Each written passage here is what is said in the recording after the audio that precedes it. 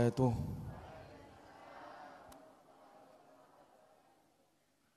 Memang jam siang ini jam rawan ya. Banyak yang ngantuk kayaknya. Semangat enggak? Saya ulang salamnya. Assalamualaikum warahmatullahi wabarakatuh.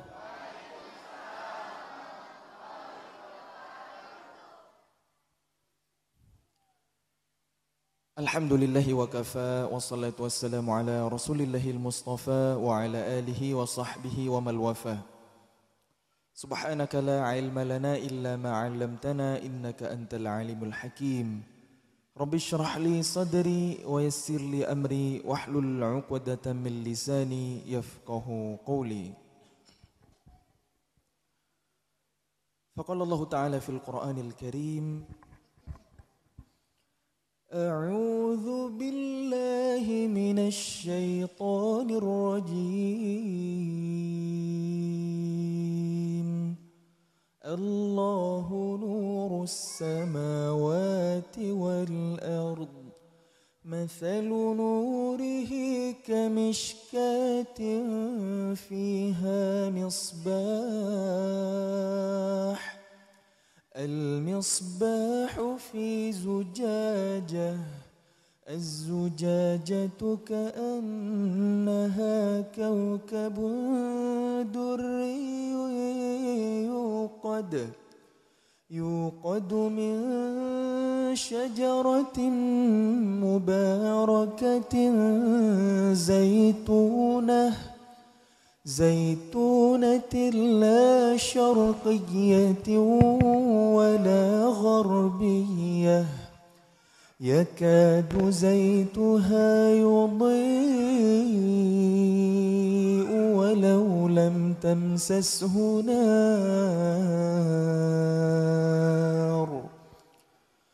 نور على نور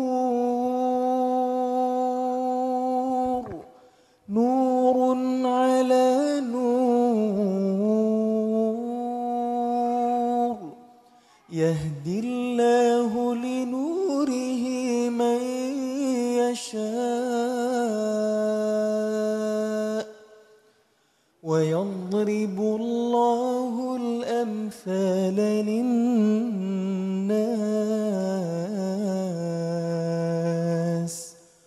والله بكل شيء عليم.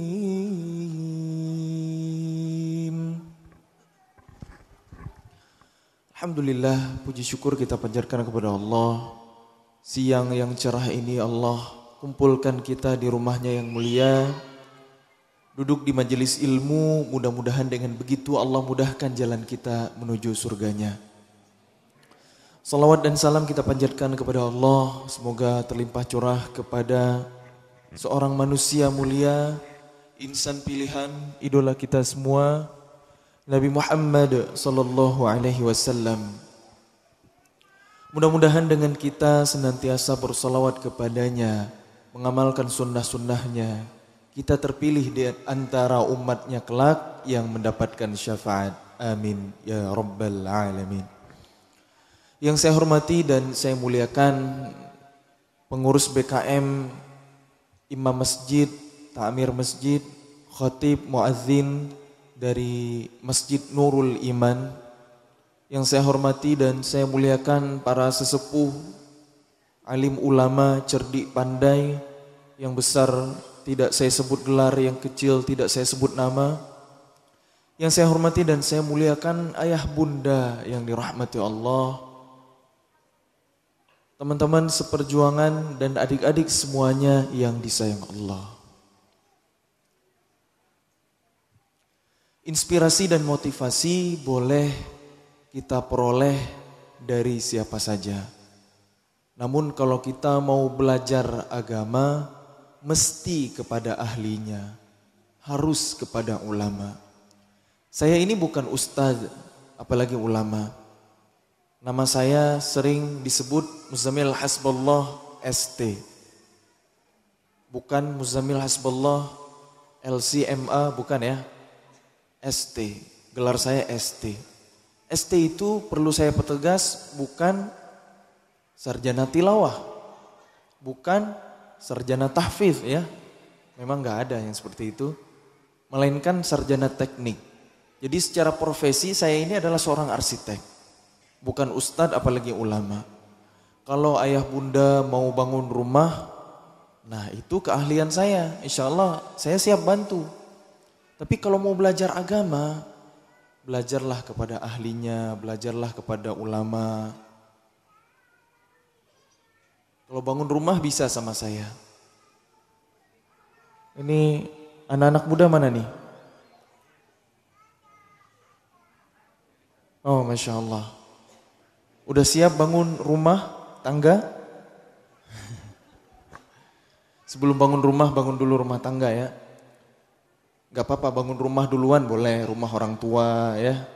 Bahagian dulu orang tua sebelum bahagiain si dia ya.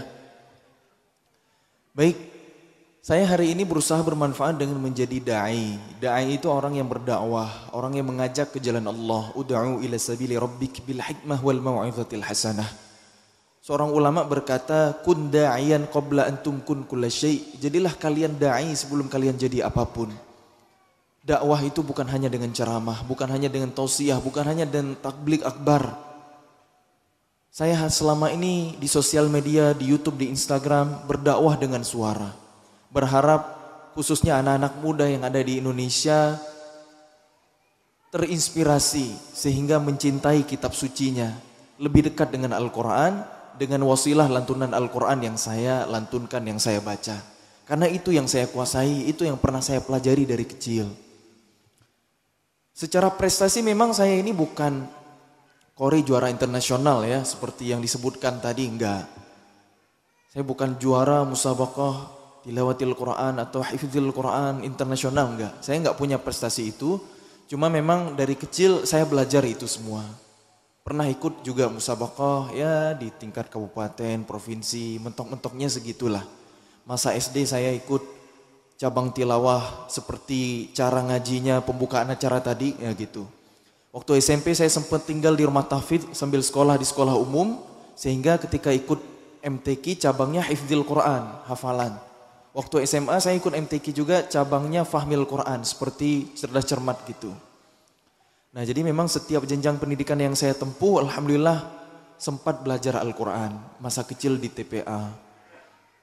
Ketika SMP di pondok tahfidz, ketika SMA boarding school terus ngaji. Sampai saya kuliah di Bandung di ITB, alhamdulillah saya ketemu dengan guru saya dari Yaman, seorang syekh yang mengambil S2 di Indonesia, jurusan farmasi, tapi beliau ahlul Quran, menguasai 10 qiraat. Saya sempat bertalaki sama beliau. Qadarullah memang, setelah lulus dari kuliah, sempat 1 tahun saya bekerja full time sebagai arsitek, sambil aktif di kegiatan-kegiatan dakwah di masjid. Saya berusaha menggunakan platform sosial media. Jadi ada lantunan Al-Quran rekaman saya ngaji yang saya mulai upload di sosial media karena terinspirasi dari qori-qori internasional ya, dari luar. Mereka menggunakan sosmed untuk sarana dakwah. Di Indonesia masih jarang. Waktu itu saya iseng coba untuk bersyiar di sosial media. Memang awal-awal agak asing, agak aneh bagi masyarakat Indonesia. Ngaji kok diposting gitu. Rahasiakanlah ibadahmu sebagaimana kamu merahasiakan aibmu. Nah, biasanya gitu. Sesuatu yang baru tuh netizen Indonesia rame. Tapi qadarullah ternyata beberapa video ngaji saya ada yang viral.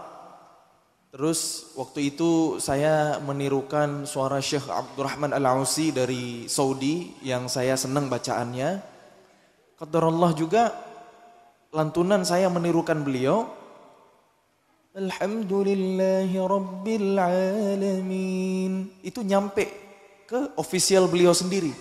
Sehingga ketika beliau ada kesempatan datang ke Indonesia karena memenuhi undangan, beliau pengen ketemu saya. Singkat cerita, terbanglah saya waktu itu dari Bandung ke Jogja untuk menjumpai beliau. Nah, rekaman saya ketemu sama beliau viral di sosial media. Ditambah lagi waktu itu momentum bulan Ramadan. Memang dicari-cari itu sama media, diwawancara gitu. Cepet banget. Jadilah sampai saya hari ini, alhamdulillah terus berusaha konsisten dalam dakwah. Sehingga hari ini mungkin Allah ngasih saya amanah dikenal sama masyarakat. dikenal sama anak-anak muda sebagai figur anak muda yang mensyiarkan Quran. Walaupun sebenarnya secara keilmuan saya masih sangat jauh dari kata Qurani. Saya bukan ahli tafsir, saya bukan ahli qiraat. Cuma bisa ngaji sedikit. Punya ilmu sedikit, dapat amanah yang berat hari ini, maka saya harus bertanggung jawab. Karena popularitas itu bisa jadi jalan untuk menuju kita ke surga atau sebaliknya bisa jadi ke neraka. Man dalla ala khair falahu ajru mithlu fa'ili. Siapa yang menunjuki jalan kebaikan, maka baginya pahala yang sama dari orang yang mengerjakan. Kalau kita nyontohin yang baik, diikutin sama followers, diikutin sama subscribers, maka mudah-mudahan ketika niat kita ikhlas lillahi ta'ala, kita dapat panen juga pahalanya walaupun bukan kita yang mengamalkannya. Karena taunya lewat kita. Begitu juga ayah bunda hari ini ikut hadir di majelis ilmu, ngajak tetangga, ngajak saudara.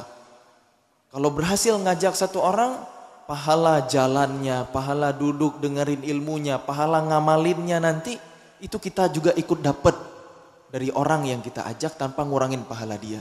Itulah istimewanya dakwah. Makanya saya hari ini semangat untuk menjadi da'i. Sejatinya Allah yang menjaga agamanya, menolong agamanya dengan kita atau tanpa kita. Kita nggak mau dakwah, nggak merugikan Allah sama sekali. Allah tetap menjaga Islam, Allah tetap menjaga Quran. Artinya kita nggak dipilih sama Allah, tapi begitu kita berdakwah, maka Allah akan memuliakan kita dan menolong kita. Dalam surah Muhammad ayat 7 Allah berfirman, A'udzubillahi minasyaitonirrajim. Ya ayyuhalladzina amanu in tansurullaha yansurkum wa yuthabbit aqdamakum.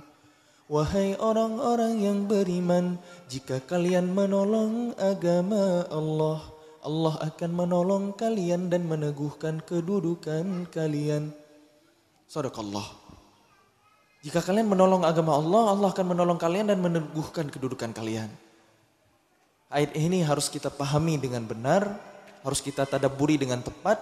Allah nggak butuh pertolongan kita sebagai hambanya, kita yang butuh pertolongan Allah. Kalau kita nggak menolong agama Allah, berarti kita nggak ditolong sama Allah. Justru dengan kita menolong agama Allah, kita akan ditolong sama Allah. Sebab ketika kita nggak berdakwah, artinya Allah nggak memilih kita. Allah memilih hambanya yang lain, yang lebih baik dari kita, yang lebih soleh dari kita, yang lebih berilmu dari kita, yang akan memperjuangkan agamanya. Ini adalah pilihan. Jadi sekali lagi dakwah itu bukan hanya ceramah, bukan hanya tausiah. Apalagi hari ini di era sosial media, sekedar kita share postingan yang bermanfaat, share nasihat-nasihat kebaikan, itu juga dakwah. Hari ini saya dakwah dengan mengaji, dengan melantunkan Al-Quran. Ada juga orang yang berdakwah dengan media, nih, videografer, fotografer, mereka berdakwah dengan keahliannya. Ada yang ahli desain grafis misalnya, berdakwah dengan membuat poster, membuat konten-konten dakwah yang diterima oleh kalangan anak-anak muda. Itu juga bagian dari dakwah. Dokter berdakwah dengan skillnya, mengobati pasien dari pedalaman misalnya. Seorang dokter yang punya ilmu agama yang baik, punya pemahaman tauhid yang benar, akan menguatkan kesabaran pasiennya. Sakit itu menggugurkan dosa, mengangkat derajat. Berobat itu ikhtiar, kesembuhan dari Allah. Itu dakwah seorang dokter. Seorang arsitek kayak saya, ketika menyumbangkan idenya, gagasannya untuk pembangunan rumah Allah, masjid Allah. Kadang-kadang seorang arsitek rela nggak dibayar, menyumbangkan skillnya, idenya, gagasannya, maka itulah dakwah di jalan Allah. Seorang pengusaha yang Allah berikan kelebihan harta, dakwahnya bukan ceramah, dakwahnya bukan dengan kata-kata, bukan dengan orasi, bukan dengan tabligh akbar, melainkan dengan bilmal, dengan harta. Pembangunan masjid, pembangunan pesantren, sekolah, untuk wakaf tanah, rumah tahfiz, rumah yatim, rumah sakit dan lain sebagainya. Itulah dakwah orang-orang kaya dengan harta, dengan kedermawanannya. Jadi jangan kita menyempitkan dakwah hari ini. Oleh karena itu dakwah bisa dilakukan oleh siapa saja, kun da'iyan qabla antum kun kulla syai. Jadilah kalian da'i sebelum kalian jadi apapun. Ayah bunda semuanya yang disayang Allah,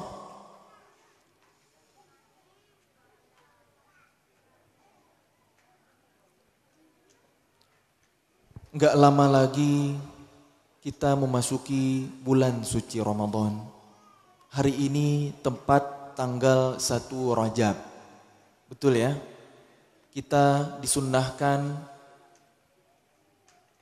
untuk memperbanyak doa yang diajarkan oleh Nabi Muhammad SAW, yaitu Allahumma barik lana fi Rajab wa Sya'ban wa ballighna Ramadan. Ya Allah, berkahilah kami di bulan Rajab ini dan bulan Sya'ban, dan pertemukanlah, sampaikanlah kami dengan bulan Ramadan. Gimana kira-kira kita senang gak menyambut Ramadan? Senang ya? Kalau senang, apa persiapan kita untuk menyambut bulan yang mulia itu? Jangan-jangan, aduh Ramadan, nahan lapar lagi dong, nahan haus lagi dong.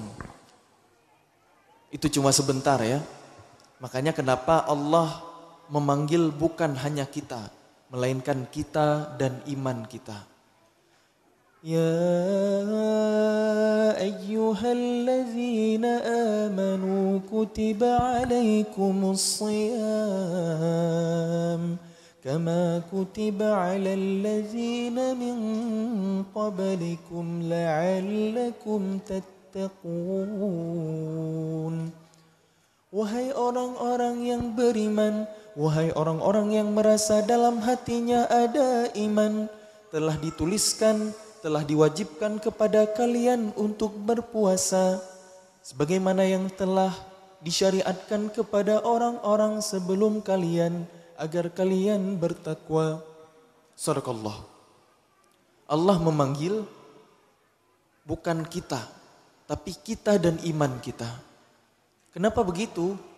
Karena tanpa keimanan, tanpa iman di dalam hati, kita akan melihat syariat Allah itu sebagai beban. Betul ya? Mau puasa, nggak bisa makan. Kalau siang-siang kayak gini panas, enak minum es kelapa muda dicampur perasan jeruk, minum cendol, dingin-dingin, seger. Di bulan Ramadan nggak bisa. Haus, ya harus nahan haus. Lapar, ya harus nahan hafal. Kadang-kadang kita lelah bekerja, gitu, lemas, capek, berat. Maka tanpa keimanan kita akan melihat ibadah itu sebagai beban. Syariat itu sebagai sesuatu yang memberatkan kita. Itu kalau kita nggak punya iman. Tapi dengan iman, makanya kenapa Allah memanggil kita dan iman kita. Apa janji Allah lewat lisan Rasulnya? Bulan Ramadan, bulan yang mulia, yang dilipat gandakan amal kebaikan. Dibukakan pintu ampunan, pintu surga. Dibelenggu syaitan-syaitan. Di dalamnya ada satu malam yang lebih baik dari 1000 bulan. Jadi kata Nabi, dari satu beban ternyata Allah menyiapkan 6 keistimewaan. 1:6. Gak ada apa-apanya beban itu. Siang kita berpuasa, malam kita sholat, tarawih, qiyamul lail. Itu adalah jamuan dari Allah Subhanahu wa taala. Karena bulan Ramadan itu adalah bulan yang istimewa, bulan yang di dalamnya diturunkan Al-Quran. Syahrul Ramadan alladzi unzila fihi Al-Quran. Bulan Ramadan adalah bulan yang di dalamnya diturunkan Al-Quran. Coba kita lihat ya, keistimewaan Al-Quran, keistimewaan Ramadan. Al-Quran itu mulia, betul ya? Al-Quranul Karim, kita sering menyebutnya begitu. Semua yang berhubungan, berkaitan dengan Al-Quran, Allah muliakan. Malam turunnya Al-Quran. Inna anzalnahu fi lailatul qadr. Sesungguhnya kami telah menurunkan Al-Quran itu pada malam yang mulia. Allah menurunkan Al-Quran pada suatu malam namanya Lailatul Qadar, malam yang mulia. Apa ukuran kemuliaannya? Khairum min alfi syahr. Lebih baik dari 1000 bulan. Kemudian Quran itu menurut pendapat ulama turun bertepatan dengan hari Jumat. Jumat adalah hari yang paling mulia, Sayyidul Ayyam. Quran turun di bulan Ramadan, jelas Ramadan adalah bulan yang paling mulia. Kemudian Quran turun di Makkah dan Madinah, Makkah Al-Mukarramah, Madinah Al-Munawwarah. Tempat-tempat asal Nabi, kemudian tempat hijrah Nabi. Sebelum dan setelah Nabi hijrah dari Makkah ke Madinah, tempat-tempat itulah tempat turunnya Al-Quran, Allah muliakan di muka bumi. Betul? Semua kita bercita-cita ke sana minimal seumur hidup sekali untuk menunaikan haji dan umrah. Di Makkah ada Masjidil Haram. Salat di sana 100.000 kali lipat daripada salat di Masjid Nurul Iman ini, pahalanya. Di Madinah ada Masjid Nabawi, 1000 kali lipat pahala salat di sana daripada salat di masjid ini. Dan masjid-masjid yang lain seluruh dunia, kecuali Masjidil Aqsa itu juga punya keistimewaan ya.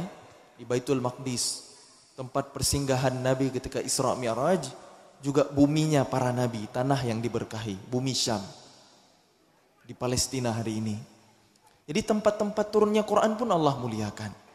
Kelak di akhir zaman Makkah dan Madinah itu tidak bisa diganggu oleh fitnah Al-Masih Ad-Dajjal. Aman. Wa hadzal baladil amin. Negeri yang aman, Makkah.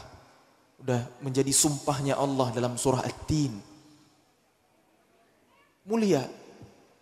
Kemudian Quran turun dengan perantara malaikat Jibril. Tanazzalul malaikatu waruh.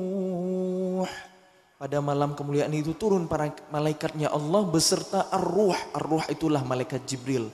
Gelar kemuliaan yang Allah berikan. Karena tugasnya yang mulia yaitu menyampaikan wahyu kepada Rasulullah SAW. Safaratin kiramin bararah. Pemimpinnya para malaikat. Dan Allah memberikan Al-Quran kepada Nabi kita Muhammad SAW. Maka manusia yang paling mulia yang pernah hadir ke dunia adalah Nabi kita Muhammad SAW. Allah memuji Nabi kita di Quran surah Al-Qalam ayat 4. Wa innaka la'ala khuluqin azim. Sungguh pada dirimu Muhammad ada akhlak yang agung. Bahkan Nabi kita diutus untuk menjadi rahmat bagi alam semesta. Wa ma arsalnaka illa rahmatan lil alamin. Semuanya mulia. Yang berhubungan dengan Quran Allah muliakan. Maka ketika kita hari ini ingin dimuliakan sama Allah, jangan jauh-jauh dari Al-Quran. Berusahalah untuk menjadi ahlul Quran. Atau minimal sekedar membacanya. Lebih baik lagi baca sambil merenungkan artinya, maknanya. Baca sambil berusaha memahami isinya dengan kitab tafsir atau penjelasan para ulama. Yang lebih baik lagi kita berusaha menghafalnya dan mengulang-ulangnya dalam keseharian. Dalam salat-salat sunnah, dalam salat tahajud, dalam salat duha. Semakin kita dekat dengan Al-Quran, maka insya Allah semakin Allah muliakan hidup kita di dunia dan di akhirat. Itu jaminan dari Allah. Asalkan niat kita lurus lillahi ta'ala. Nah, pertanyaannya kita hari ini sedekat apa dengan Quran? Gimana cara mengukur kedekatan kita dengan Quran? Maka kita bisa mengetahuinya dengan parameter iman. Kita hari ini sedekat apa dengan Quran? Begitulah kualitas iman kita. Bagaimana kualitas amal soleh seseorang? Itu terlihat, tercermin dari kualitas imannya. Iman dan amal soleh itu berbanding lurus. Makanya kenapa di banyak ayat dalam Al-Quran Allah sering menyandingkan Innalladzina amanu wa amilus solihat. Sesungguhnya orang-orang yang beriman dan mengerjakan amal soleh. Iman, amal soleh itu sepaket. Kita sering mendengar kaidah, apa itu iman? Al-iman, iman itu adalah membenarkan dengan lisan, meyakini dengan hati, dan membuktikan dengan amal perbuatan. Maka iman itu pasti menggerakkan. Kalau hari ini kita melihat seseorang yang berinteraksi dengan Quran siang dan malam, itu imannya yang menggerakkannya. Kalau kita lihat ada seseorang yang belum azan berkumandang, sudah standby untuk sholat berjamaah, udah nunggu di shaf pertama, maka itu adalah cermin dari keimanan seseorang. Sebagaimana firman Allah di Quran surah Al-Anfal ayat 2, Allah berfirman, Innamal mu'minuna allazina idza dzukirallahu wajilat qulubuhum. Sesungguhnya orang-orang yang beriman itu, yaitu mereka yang bila disebutkan nama Allah, gemetarlah hati mereka. Nah, kita bisa ngecek nih kualitas iman kita hari ini. Kira-kira kita kalau dengar nama Allah, sudahkah nama itu menggetarkan hati kita? Atau jangan-jangan ada nama-nama lain nih yang menggetarkan hati kita? Nah, nih buat anak-anak muda nih. Kapan nama Allah menggetarkan hati kita? Allahu Akbar, Allahu Akbar.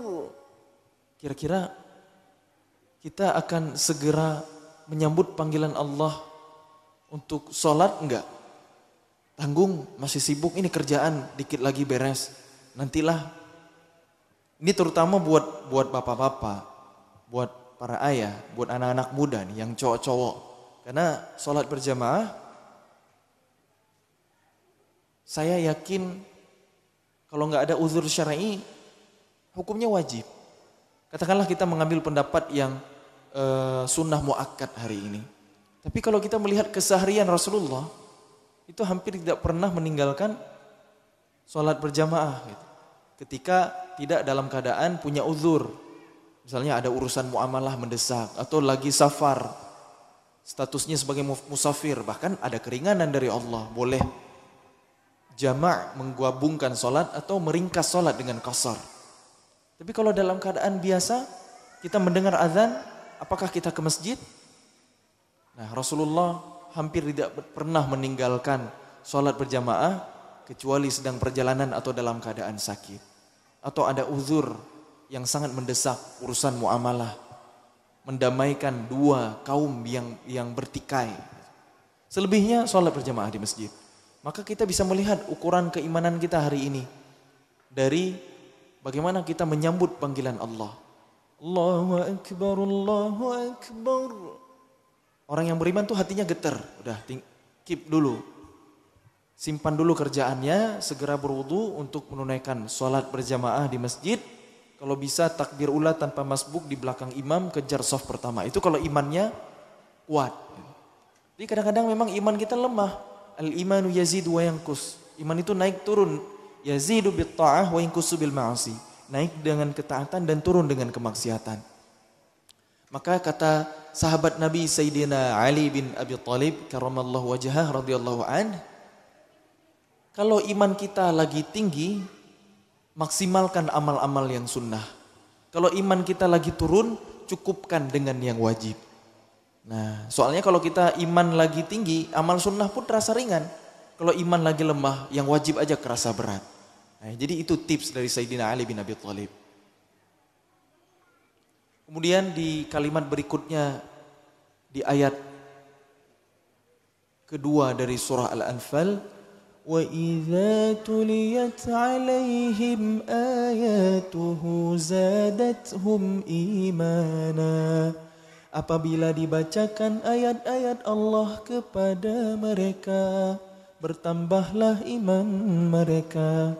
Orang-orang yang beriman itu dengerin lantunan Al-Quran, imannya bertambah. Kita gimana hari ini kalau dengar lantunan Al-Quran? Nambah nggak iman kita atau selewat aja gitu? Hari ini ada tarhim, sebelum azan berkumandang diputarkan lantunan Al-Quran di masjid-masjid kita, di musola-musola kita. Apakah kita selewat gitu aja? Padahal Allah berfirman, wa idza quri'al Qur'anu fastami'u lahu wa ansitu la'allakum turhamun. Apabila dibacakan Al-Quran maka simaklah dan diamlah agar kalian mendapat rahmat. Harus kita dengerin bacaan Quran. Nah, ketika kita mendengarkan Quran, iman kita nambah nggak? Kalau biasa-biasa aja, berarti ya begitulah level iman kita. Atau mungkin kita salah fokus, salfok kalau kata anak-anak muda. Masya Allah, bagus banget suara qarinya, Masya Allah. Gitu. Yang kita fokuskan ke yang lain-lain gitu, bukan ke ayat Qur'annya, tapi mungkin ke qarinya atau mungkin ke iramanya. Ya nggak ada yang salah dengan itu, tapi itulah kualitas iman kita hari ini. Harusnya tiap kali kita dengerin Al-Quran iman kita bertambah. Cuma gimana caranya iman kita bertambah kalau kita nggak memahami ayat-ayat yang sedang kita dengar itu. Wa idza tuliyat, bukan wa idza quri'at. Apa bedanya qara'a dengan tala? Nah itulah bahasa Al-Quran, bahasa Arab. Inna anzalnahu Qur'anan Arabiyyan la'allakum ta'qilun. Sesungguhnya kami menurunkan Al-Quran berbahasa Arab agar kalian berakal. Jadi bahasa Arab ini adalah bahasa pilihan Allah di muka bumi. Bahasa yang menjadi bahasa Al-Quran, bahasa pengantar nanti di akhirat. Maka siapa yang mempelajari Al-Quran, siapa yang mempelajari bahasa Arab akan cerdas. Seperti firman Allah tadi, kami turunkan Al-Quran berbahasa Arab agar kalian berakal. Jadi betapa bahasa yang Allah pilih ini, terutama bahasa Al-Quran ya. Setiap kata, setiap ayat dari Al-Quran itu ada mu'jizat yang luar biasa. Tidak sembarangan Allah memilih huruf, satu huruf sekalipun dalam Quran. Itu ada makna, ada tadabbur, ada hikmah, ada pelajaran yang luar biasa. Ketika wahyu surah pertama turun, Allah memerintahkan nabinya, Iqra bismi rabbikal ladzi khalaq. Bacalah Muhammad dengan menyebut nama Tuhanmu yang menciptakan. Untuk menciptakan engkau aja mudah bagi Allah, apalagi membuatmu sekedar bisa membaca. Perintah pertama itu adalah Iqra, bacalah, pokoknya bisa membaca. Yang dibaca apa? Firman Allah yang ada di dalam hati Nabi. Bukan sekedar teks yang nanti dikembangkan, membaca teks, membaca alam semesta, penelitian dan lain sebagainya. Wasilah ilmu, Iqra, baca. Pokoknya bisa baca aja dulu, itulah qiraah, qara'a. Tapi kalau tala, tilawah, itu bukan sekedar baca. Ketika Nabi sudah hijrah ke Madinah, perintah untuk membaca Quran bukan lagi Iqra, tapi utlu. Asal katanya tala, utlu. Watlu ma uhiya ilaika min kitabi rabbik. Bacalah apa yang telah kami wahyukan kepadamu Muhammad dari Al-Quran, dari sisi Tuhanmu. Utlu tilawatil Quran. Maknanya membaca dengan berusaha memahami makna ayat yang sedang dilantunkan itu agar bisa diamalkan dalam kehidupan. Itulah tilawah. Baca, pahami untuk diamalkan. Itu tilawah. Kalau hari ini kita sekedar baca, mengkhatamkan Quran, itu qiraah. Kita nggak ngerti apa yang dibaca, itu qiraah. Tapi jangan khawatir, qiraah pun rahmat Allah turun, berkah Allah turun. Setiap huruf satu kebaikan Allah lipat gandakan menjadi 10 pahala. Bahkan ketika kita masih belajar, masih terbata-bata, ajron kata Nabi, pahalanya 2 kali lipat. Itu qiraah. Akan tetapi ketika kita sempurnakan dengan tilawah, baca, pahami makna, agar kita bisa mengamalkannya, pahalanya jauh lebih besar. Itulah yang Allah inginkan. Kitabun anzalnahu ilaika mubarakun liyadabbaru ayatih. Kitab Al-Quran ini kami turunkan bersama dengan keberkahan untuk ditadabburi ayat-ayatnya, untuk dipahami ayat-ayatnya, untuk direnungi ayat-ayatnya. Itulah tadabbur. Tilawah itu punya pesan tadabbur di dalamnya agar kita memahami ayat Quran untuk bisa kita amalkan dalam kehidupan. Nah, mulai sekarang selain kita punya target untuk mengkhatamkan Al-Quran, coba berusahalah untuk mengkhatamkan Quran plus dengan artinya, plus dengan terjemahnya. Karena di banyak kesempatan saya nanya, banyak sekali yang belum pernah khatam Quran berikut dengan artinya. Kalau khatam Quran itu sering, apalagi di bulan Ramadan. Khatam sekali, 2 kali. Tapi pernah nggak kita khatam Quran sama artinya? Itu banyak yang masih belum. Ketika saya tanya ya, maka mulai sekarang coba biasakan baca Quran, baca artinya. Bikin target, nggak usah banyak-banyak. Amal yang kecil, sederhana, tapi rutin dilakukan itu lebih disenangi oleh Allah daripada amal yang besar luar biasa, tapi jarang dilakukan, sesekali. Maka coba diagendakan sehari minimal 1/4 juz, 2 lembar setengah, atau 5 halaman. Ngaji, baca artinya. Lebih bagus lagi baca tafsir. Tapi minimal terjemahlah dulu. Agar pesan-pesan Al-Quran minimal pernah sampai ke diri kita. Pernah sampai ke hati kita. Boleh insya Allah? Ya, mulai hari ini ya, mulai besok. 1 hari 1/4 juz saja. 2 lembar setengah, 5 halaman. Baca Quran, baca artinya. Itu insya Allah 4 bulan udah khatam. Ramadan nanti khatam, targetkan begitu ya. Berarti harus ditingkatin lagi, mungkin sehari setengah juz atau sehari 4 lembar. Silakan, itu bikin target masing-masing.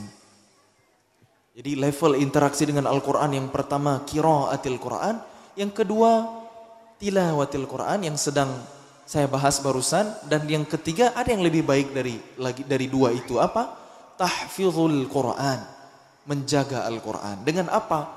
Dengan menghafal dan mengulang-ulangnya. Itulah tahfizul Quran. Allah berfirman dalam surah Al-Hijr ayat 9. Inna nahnu nazzalna dzikra wa inna lahu lahafizun. Sesungguhnya kamilah yang menurunkan Al-Quran dan kami pula yang menjaganya. Sadaqallah. Allah yang turunkan Quran, Allah yang jaga Quran. Di ayat ini Allah memilih dhamir nahnu, kami yang turunkan Quran dan kami yang menjaganya. Allah memuliakan malaikat Jibril, Allah memuliakan hamba-hambanya yang menghafal dan menjaga Al-Quran. Makanya Allah sebut kami. Allah gak butuh makhluknya. Allah sekali lagi menjaga Quran dengan kita atau tanpa kita. Gak kita hafal Quran, Allah pilih hambanya yang lain yang akan menjaga firman-Nya yang mulia. Di ayat ini Allah menyebut Al-Quran dengan az-zikra. Sesuatu yang dipelajari, sesuatu yang diulang-ulang. Karena Quran itu terjaga dengan pengulangan. Maka tidak disebut hafiz Quran kalau seseorang itu hanya sekedar menghafal tapi malas untuk mengulang-ulangnya. Malas untuk murajaah. Harus sepaket menghafal dan murajaah.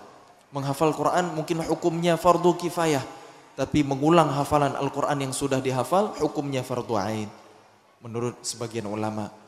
Maka semangat menghafal harus dibarengi dengan semangat mengulang-ulang. Kenapa tahfizul Quran ini paling istimewa? Fadilahnya luar biasa, pahalanya luar biasa. Kata Nabi dalam sebuah hadis, kelak di akhirat, yang capek hafal Quran itu anak, yang lelah dalam murajaah itu anak. Tapi yang mendapatkan kemuliaan, mahkota cahaya, itu orang tua. Itulah istimewanya Al-Quran. Punya anak yang ahlul Quran, orang tuanya ikut dimuliakan di akhirat. Maka ayah bunda kalau hari ini kita mungkin belum hafal Quran, jangan sampai anak kita juga enggak hafal Quran. Cucu kita enggak ada yang hafal Quran, jangan sampai seperti itu. Milikilah minimal ada 1 anggota keluarga di dalam rumah kita yang jadi ahlul Quran. Karena ini adalah investasi dunia akhirat. Jadi ahlul Quran dulu sebelum jadi apapun.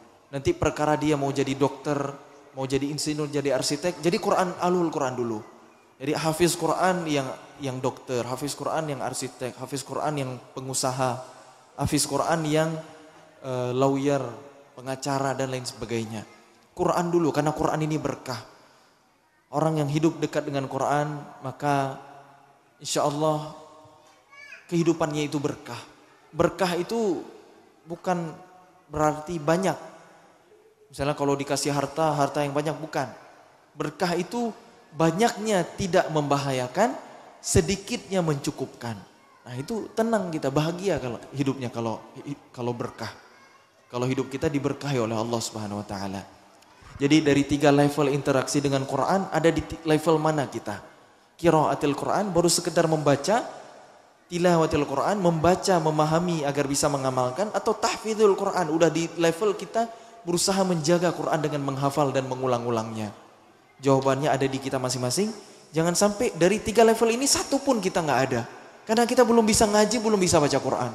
La haula wala quwata illa billah. Tapi nggak ada kata terlambat ya. Nggak ada kata terlambat untuk belajar, semangat terus untuk belajar. Mudah-mudahan Allah mudahkan kita untuk jadi ahlul Quran. Allah berkahi bumi Riau Pekanbaru ini. Allah berkahi Indonesia.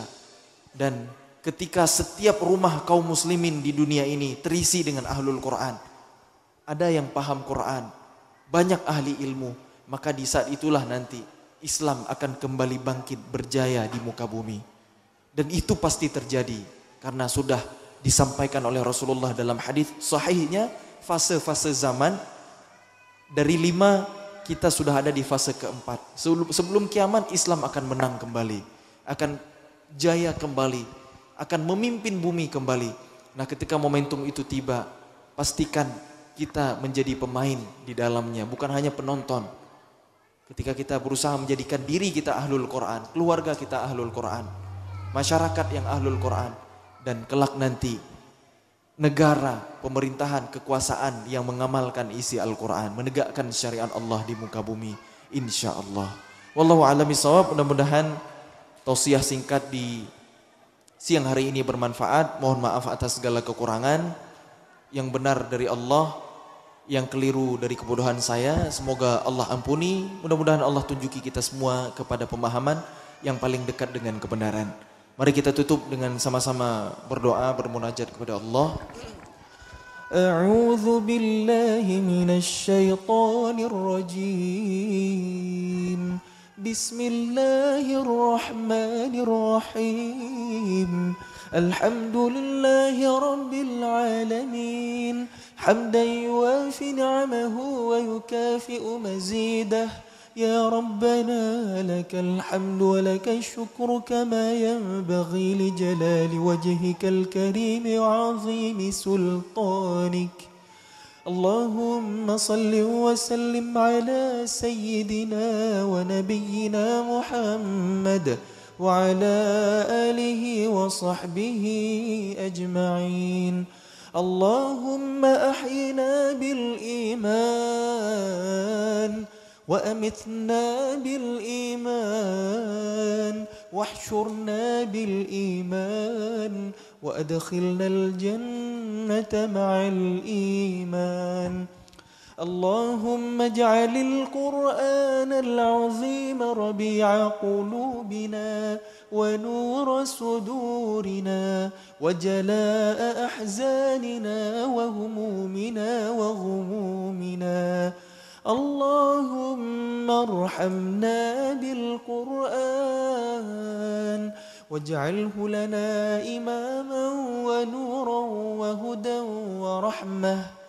اللهم ذكرنا منه ما نسينا وعلمنا منه ما جهلنا وارزقنا تلاوته آناء الليل وأطراف النهار واجعله لنا حجة يا رب العالمين. ربنا ظلمنا أنفسنا وإن لم تغفر لنا وترحمنا لنكونن من الخاسرين.